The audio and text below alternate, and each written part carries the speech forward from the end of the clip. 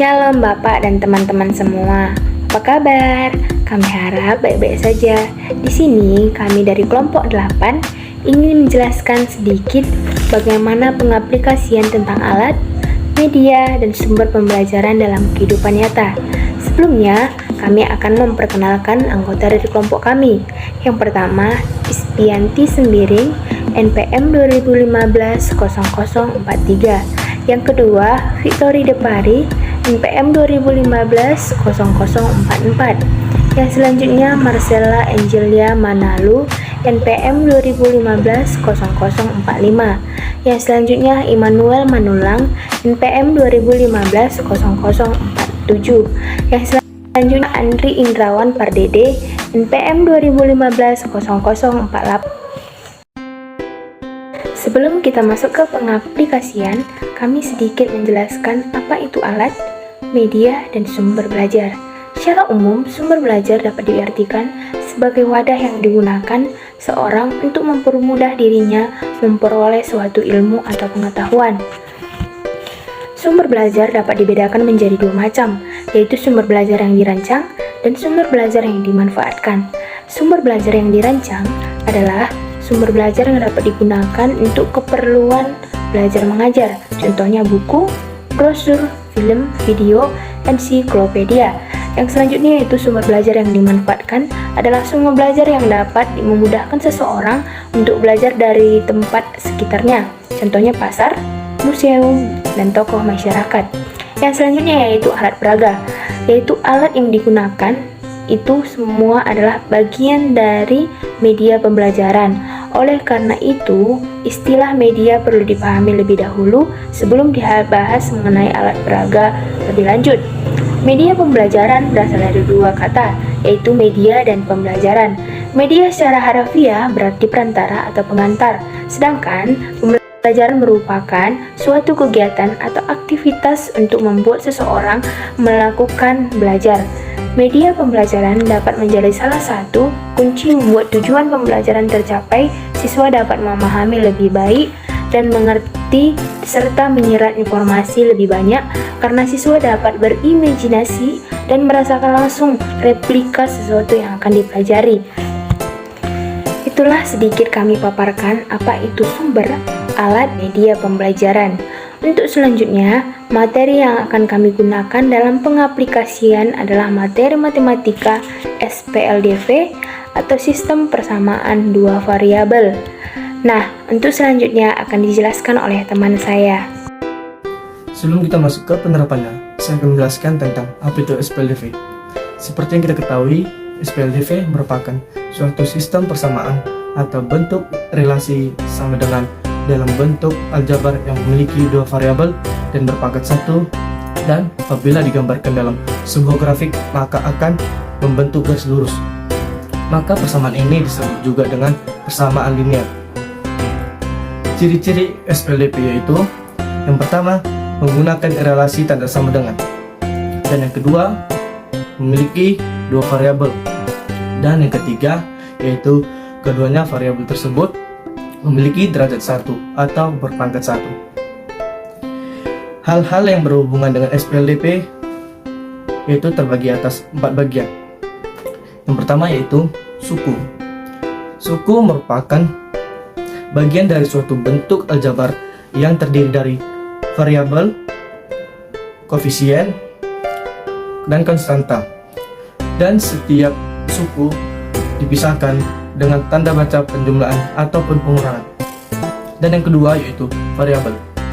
Variabel merupakan pengubah atau pengganti suatu bilangan yang biasanya dilambangkan dengan huruf seperti X dan Y.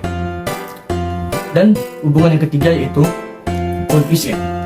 Koefisien merupakan suatu bilangan yang menyatakan banyaknya suatu jumlah variabel yang sejenis. Koefisien disebut juga dengan bilangan yang ada di depan variabel karena penulisan sebuah persamaan koefisien berada di depan variabel. Yang terakhir yaitu konstanta. Konstanta adalah bilangan yang tidak diikuti dengan variabel, maka nilainya tetap atau konstan untuk beberapa pun nilai perubahannya. saya akan memberikan satu contoh tentang SPLDP dalam bentuk model matematika. Diketahui persamaan 4x tambah 7y sama dengan 2 dan 3x tambah 2y sama dengan minus 5, maka nilai dari 2x kurang 3y adalah. Dari soal tersebut, kita dapat dua persamaan, yaitu 4x tambah 7y sama dengan 2 dan 3x tambah 2y sama dengan minus 5. Untuk mencari nilai x, kita eliminasi persamaan 1 dan 2. Persamaan 1 kita kali dengan 2, dan persamaan 2 dikali dengan 7. Didapat 8x tambah 14y sama dengan 4, dan 21x tambah 14y sama dengan minus 35. Kedua persamaan dikurangkan, maka nilai y habis. Minus 13x sama dengan 39, maka nilai x sama dengan minus 3.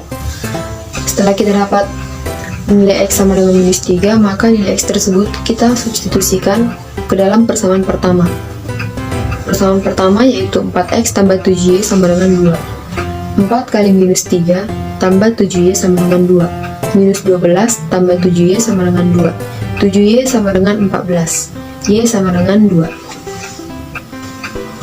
Kita kembali ke soal. Nilai yang ditanya yaitu nilai 2x kurang 3y adalah, kita masukkan nilai x dan y ke dalam 2x kurang 3y. 2 kali minus 3 kurang 3 kali 2 sama dengan minus 6 kurang 6 sama dengan minus 12. Hai semua, saya di sini akan menjelaskan tentang pengaplikasian SPLDP di lingkungan masyarakat sekitarnya bisa kita temukan. Salah satunya saya di sini mengambil di lingkungan sekolah. Jadi misalnya adik-adik atau abang-abang atau siapapun itu misalnya membeli dua buku dan 2 pulpen seharga 26.000, dan harga buku itu 3.000 lebih mahal dari satu pulpen. Jadi yang ditanya itu misalnya harga dari sebuah buku itu dengan sebuah pulpen, berapa harganya. Jadi di sini kita akan menjelaskannya. Jadi kita umpamakan buku itu adalah X-nya, dan pulpen itu kita umpamakan Y-nya. Tentang pengaplikasian SPLDP. Pengaplikasian SPLDP. Tadi kan saya sudah mengumpamakan buku sebagai X dan pulpen sebagai Y. Jadi di sini saya akan lebih memperjelasnya. Untuk menyelesaikan persoalan tersebut, dimisalkan X sama dengan buku dan Y sama dengan pulpen. Apabila harga 2 buku tambah 2 pulpen adalah 26.000, maka dapat dituliskan secara sistematis. Maka kita buat sini bentuknya menjadi 2X tambah 2Y sama dengan 26.000 dalam persamaan pertama, dengan harga buku adalah 3.000 lebih dari harga pulpen. Kita buat menjadi bentuk persamaan menjadi X sama dengan Y tambah 3.000 dalam persamaan kedua. Untuk mencari harga pulpen, maka dapat disubstitusi persamaan 2 ke persamaan 1. 2X tambah 2Y sama dengan 26.000, 2 dalam kurung Y tambah 3.000 tambah 2Y sama dengan 26.000, 2Y tambah 6.000 tambah 2Y sama dengan 26.000. 4Y kita samakan, dia sejenis, yang konstanta sama konstanta, yang bervariabel sama dengan bervariabel. 4Y sama dengan 20.000, Y sama dengan 5.000, sehingga harga buku X sama dengan Y tambah 3.000. Itu dari persamaan kedua tadi. Karena Y sudah didapatkan sama dengan 5.000, maka 5.000 tambah 3.000 jadinya 8.000. Maka dapat disimpulkan di sini harga sebuah pulpen sama dengan 5.000 dan harga buku sama dengan 8.000. Sekian dan terima kasih. Sampai jumpa. Bye bye.